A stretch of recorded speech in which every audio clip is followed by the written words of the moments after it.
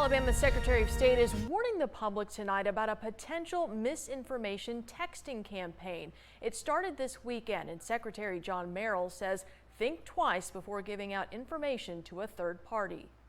These are the texts Alabama voters started receiving this weekend from a group called Indivisible Action, a left-leaning group that supports, among other things, mail-in voting, which has become a hot-button issue this election year. Well, we certainly support voting by mail through the absentee process, as we have done for years and years and years.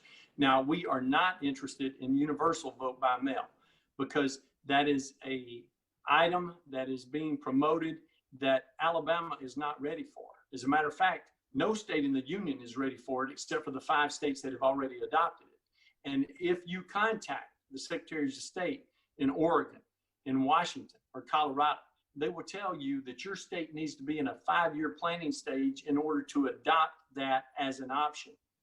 Also, your state should be at a 60% return by mail clip before you ever initiate the effort. Alabama is at a 4% return by mail clip right now. Merrill says after receiving reports about the text, he decided to publicly warn voters about giving out their private information and reminds people any questions you have about absentee voting or your voter registration status should be directed to the official source, the Secretary of State's office at alabamavotes.gov. The primary concern that I have from Indivisible Action, which is the group that's doing this, is that they are misleading voters or those that would be voters, and they are trying to collect data from those individuals to make sure they can use that for their purposes. It doesn't matter if it's a Democratic leading group or Republican leading group. What matters is that voters are being misled and they believe that they are sharing their information with a trusted source.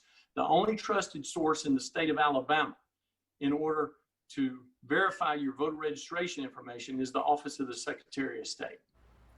We reached out to Indivisible Action for a response, but did not hear back tonight.